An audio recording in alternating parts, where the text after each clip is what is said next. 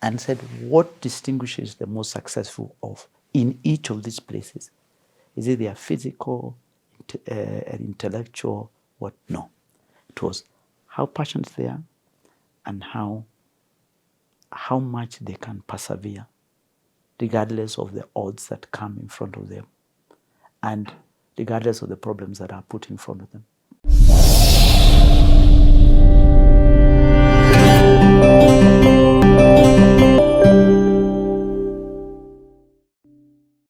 You entered as what? Strategy? As audit assistant. Okay, audit assistant. Into PwC. You know, when you came back into EABL. So no, you come EABL, back I was director of strategy. I went in as director of strategy, yes. So why did you switch? So in professional firms, you have to make a decision. So I was on the path to becoming partner. But I had to make a decision. Do I want to become partner or do I want to go outside and run a business? My intention was to go outside and eventually either go into what we were calling industry when you were in professional practice. Industry is what the clients you work for. So,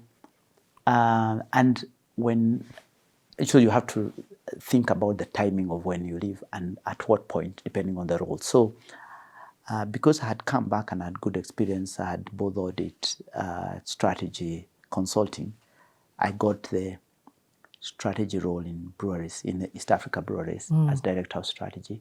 But I was associate director in PwC within the corporate finance and strategy practice. I get it. Yeah. So I was actually going to work in Diageo in the same role because I'm driving advisory. It's just an internal strategy role that I was doing on the other side. I get it. So it's a good transition. It's an easy transition. But the transition as you go into now industry is the practical stuff. People in the professional life who are focused on accuracy, you must be right. You know, because clients want that, isn't it? Standards, very high standards. When you go to the industry, people just want pragmatic decisions. You know, all these things, you know, you are using the complicated stuff, they are not interested. All the PowerPoints that you are, you know, sometimes when I see people just getting so bogged down with presentation, I kind of think, why are they doing it? This is the only thing I want. No, I can deal with an Excel spreadsheet. I don't need the drama of how it looks and so on and so forth. You get what I mean? Yeah. So you learn to adjust to be pragmatic and to be practical. And to actually say what works is enough. Because when you were in professional practice, you'd spend midnight or whatever, you'd burn midnight. The midnight oil. Yeah, midnight oil. Preparing. And it had better be good. You get what I mean? And it's reviewed, the quality is very good, and the review is very good. But on the industry side, half is okay. Half is fine. You know, as long as you're not being careless, that you're just saying, good enough. So you go in. So, but transitioning is not easy. So they say, oh, this consultant, this guy, you know, people don't like consultants. They kind of say, these guys came from PwC, etc. But the industry side, they need people who have that structure. Yeah. Because if without that structure, you don't have the long-term planning, the kind of discipline, the rigor, and all those things. But it's a very good training ground to get pragmatic and practical. Yeah, which was fantastic 2 years that I did. And what year are we looking at now? This is 2004, between 2004 and 2005. No. 2004 and 2005, because I joined East Africa Breweries on the 1st of January 2004. So I did 2 years in that role. What is the goal? The goal is, because when I went, like you're always. Yeah. No. Actually, by the way, it sounds very planful. Sounds very planned, but it isn't as planned as you think. Okay. I think it is more like a river. Yes. Yeah. So you adjust as it flows. So you adjust. What I always say, you know, when people ask me, so what do you think? You always put yourself in front of opportunity, because then you'll take it when it comes. Yeah. And because you are the most ready and you are leaning forward, you know, kind of, if you are not leaning forward and you are back, you won't notice that there's an opportunity that has showed up. And then you might not be the best, but you are hungry enough mentally and emotionally to want it, and people will see that desire, and they will pick you up because you have the desire, and you'll figure out the technical aspects of it, and then the other thing is using what you have learned. So when I went into this, so I kind of thought, once I made the decision to go into industry, I want to go and run a business. It could be in finance, it could be in general management, but I wanted to be in general management. So even going into the strategy role, I kind of thought, I want now to convert myself from this consultant to someone who can give practical advice and implement that advice. So that's why I did this role for 2 years, and I was involved because of strategy being so senior and being on ExCo and the executive team. I was involved with a lot of the very critical decisions that were being made. Big innovations like the Senator cake, we came up with it. Yeah. Big directions around change of the company. Are you there when the Tusker Castle? So I came in just after the peace broke. So 2003 is when that deal, 2002, 2003 is when the deal was done. The swapping of shares, yes, and the swapping of businesses. So East Africa Breweries inherited the castle assets here, and the same happened in Tanzania. Yeah, and so, Uganda was left for every man for himself. Every man for himself. And so when I went in, the company was selling both East Africa Breweries brands and Castle brands. What? Including Castle. I remember the sales guys refused to sell. You know, they could not bring themselves. You know, they had fought the brands for so long. But now when the deal is done by the company, you kind of, you get a brewing and distribution agreement. Yeah. So because of that, I got so involved with a lot of the key decisions. That's when Gerald Mahinda was new CEO in 2004. Actually, I remember we did induction together. He was new CEO. He had come from a secondment in Nigeria. I had come in as head of strategy. He's the one who interviewed me, but because he was coming to take over from a guy who was called Pat Healy, who was the CEO then. And so for 2 years, you have a new ambitious CEO who wants to create the future. You are the head of strategy, first role in industry, so to say. And you are involved in all this blue sky thinking and also practical stuff, because you also have to deliver performance, isn't it? So it was a fantastic understanding. How do you understand markets? How do you understand, especially when you are the big leader in the market, how do you disrupt yourself? Like the Senator cake thing was, growth in alcohol industry was so low because a lot of it was also dropping into illicit brews. Yeah, and there was no way of recruiting from illicit alcohol, and that's the reason why we came up with Senator cake.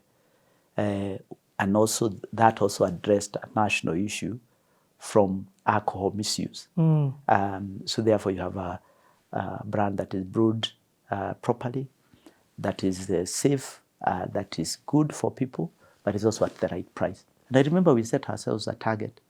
We said we want a brand that will sell at the same price as a glass of Pusa or Changa. I'm being honest. I'm being very honest. I know it sounds very kind of, are you telling me that a senior group of people will be sitting and talking about Changa? I remember the one of the guys who, he was called Tai, was telling us, he's gone and sat with the people who drink this stuff, and here are the price points. You know, you are discussing that. I went to Mukuru, and I sat on those one bed rooms. And so there's a woman who is selling illicit alcohol. So you sit on the bed, and then you ask her, so what are you selling? It is. Actually, you discover how people buy that stuff. You might not be drinking, but actually, if you don't go into those environments, you don't understand. You don't understand. You kind of, and actually, if you think about it generally, you tend to find most of the marketing people will probably have grown up in the west part of Nairobi. They don't understand Eastlands. They probably haven't come from that background. So you need people who have diverse thinking and can actually start to say. Then we realize 50% of all alcohol is illicit. 50%? 50. There was more alcohol being consumed in illicit than was consumed branded alcohol. So, and actually that is something that you can use it for in the industry. If you think about even the way some of the industries, the East Africa industries, the Unilever and all that were disrupted in this market, is not seeing the changes that are happening. Wow. Yeah, even banking. If you think about it, banks withdrew from rural areas. Yeah, that's why the equities grew and all these things. So you kind of leave a market you don't understand, you don't see. So those were practical stuff. And what about the practical stuff from the perspective of, at this stage, you also engage government? Yes, so I'll tell you how now the government stuff came up. But conversations like this have to have government now. Yeah. So the thing is, and this is also very relevant for Safaricom, East Africa Breweries at that time, it's 2004, 2005, was the largest business. In fact, I remember at that time there was a 5-year period when there used to be Nation, I think East African, used to run the most respected company and the most respected CEO. East Africa Breweries was like 5 years in a row. So we were Safaricom. You've done this before. No, seriously, we were a Safaricom. So in the context, the only difference between now Safaricom and Easter is that we sell different products. Yeah. So we sell a product that's essential, which is airtime and M-PESA. Whilst there you are selling a discretionary product, which is consumed only if you need it, and so on and so forth. However, from a tax perspective, we are the highest taxpayer, and all the elements of impact on farmers and all these things. So access to government was there. Yeah. So we had to talk to government every year because of tax. We had to talk to government because of alcohol in society issues. So we were always. I remember the watershed. Yes. Remember watershed? Yes. The watershed for those it was around the time I was there. Oh. Yeah. But I was not in strategy then. I think I was in sales. I had moved, but I'll tell you in a minute. But effectively, the conversations about you had to have an always on conversation with the government. Because otherwise, if they don't understand how you are leading in a responsible way, the watershed issues could come in, which is banning advertising, closing hours of bars. You remember Mutudho and all those guys, yeah. So and that can disrupt your business. I remember when Mutudho announced that they will close bars at midnight. Sorry, I think it was 11, and they would only open them at 5 p.m. in the evening. We saw our sales dropped 30%, 30. Wow. Yes, because of course physically, alcohol, especially beer, is consumed bars in on-premise, what is called an on-premise, rather than at home, which is off-premise. You buy and consume away. So if you the hours of operation are important. but so coming back to the innovation on Senator, first of all, it's seeing that your market has moved away from you, that there is a big market you're not addressing, but there's a price point that you cannot hit, because Tusker was like 70 shillings or whatever number it was. And it had moved from the 10 shillings. The 10 shillings.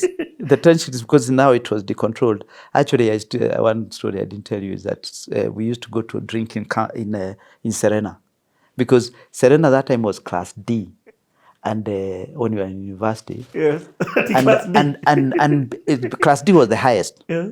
A was like your local bar. Okay. Yes. So it was classes that, because beer was controlled. Beer in Serena was like 12 shillings. So university. So when it was decontrolled, Serena and the hotels were very happy, because you wouldn't have university students going to drink in Serena anymore because now beer went to tripled in price and so on. But anyway, coming back to the so understanding what customers can afford and which customers have been excluded, and that's why pricing is very important. Affordability is very important. And then so therefore the way we went to talk to government is we realized we did all the reverse engineering on the process side. We produced beer in draft, as in mtungi, yeah, in a keg. We produced. We had a different route to market. We produced. We took out all the nice to have costs. We didn't even give it to our normal distributors. We gave it to small, what we are calling route owners. Wow. So we re-engineered the whole value chain, but we still couldn't get the price point because tax was half of the price of beer. So that's when we went to government and said, you are losing all the money because this illicit alcohol doesn't pay you anything. Give us 50%, 50, remission on tax as a test. And we guarantee we'll pay all the taxes on the former beer and it won't be diluted by what we are doing with Senate. Did they listen? We had that's the time when we had Kinamwiraria as a Minister of Finance. He said, go ahead. This is the Kibaki era. Yes.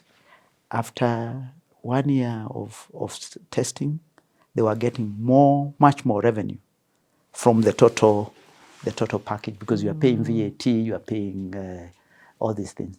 They removed the whole tax on senator, and also they realized the illicit alcohol was declining. So there was a public safety issue dealt with productivity. You know, people now could go to work and so on and so forth. So young men were being wasted because of illicit alcohol and all that. So we addressed both a public safety, a kind of a social issue, and addressed a consumer and a business challenge all in one go. You know, Peter, what I like about this conversation, this is not, you're not my biased mind, and forgive me, just let me be honest, we're having a candid conversation. My biased mind saw you as an accountant. Yeah. But this has nothing to do with accounting, in an essence. Yeah. This is strategy, this is marketing, this is market sales. research, this is sales, this is G2G, I mean business to government relationships. This is not your auditor. No. But this starts in 2004. So this starts in this version of you now. You know, the thing, this is why I told you that when I went to Pricewaterhouse, and we were all from very different backgrounds, engineering, history, economics, business, whatever, we were told what your degree just gives you right to be in employment. Now it is, you bring your intelligence, your kind of judgment, yeah, and then you just do. I mean, it's kind of common sense, but you have to have the curiosity. You get what I mean? I get the it. The curiosity has to be there for you to see what's missing and the need that you need to fulfill, and then look for solution. Be persistent in looking for solution. Because there's one book that I always give as a book for people to read, and it's called Grit, Grit, by Angela Duckworth. And they say that what distinguishes individuals is not their intelligence or IQ. 20 years later, say after university, is their passion and perseverance. Yeah, and how hungry you are in going after what you want. So like in this instance... I'd even add persistence. Passion, persistence, and perseverance. Yes, the perseverance includes, that persistence thing, because you see, you'll fall, you'll make mistakes, you'll do all kinds of things. And actually she studied a lot of people, including SEALs, athletes, business people, and said, what distinguishes the most successful of in each of these places. Is it their physical, intellectual, what? No. It was how passionate they are and how much they can persevere regardless of the odds that come in front of them and regardless of the problems that are put in front of them. So in this instance, you have a business issue that you need to resolve. And I remember one time we had a managing director called James Musyoki, and I mentioned his name because he did a brilliant job in this instance. He said, I'm going to drive to the minister's office because the only way we are going to be able to deal with this thing is by talking to the minister. And actually the whole organization came together to unlock the issues that were getting in the way of dealing with this market access, but also opportunity, and then open up our eyes. In fact, even in Diageo, then this became one of the best innovations globally. And then people said, what other senators can we create? In which categories? And it's not just based on illicit or anything. It could be based on something else. Like, for example, that industry has now come up with non-alcoholic gins and so on and so forth. And the Guinness, there's non-alcoholic Guinness and so on. So the way you discover that an opportunity exists is to stop believing in what you know. Yeah. Stop right there, Peter. We're taking a quick break. We need to change this card. We've been talking for long. Yeah. And I can see you looking at your watch. Don't look at your watch. No, I'm not going to. Don't look at your watch. The tagline is, you truly never know people until you take the time out to get to know people. I am seeing a whole different human being from who I thought I knew. We'll be back in a second.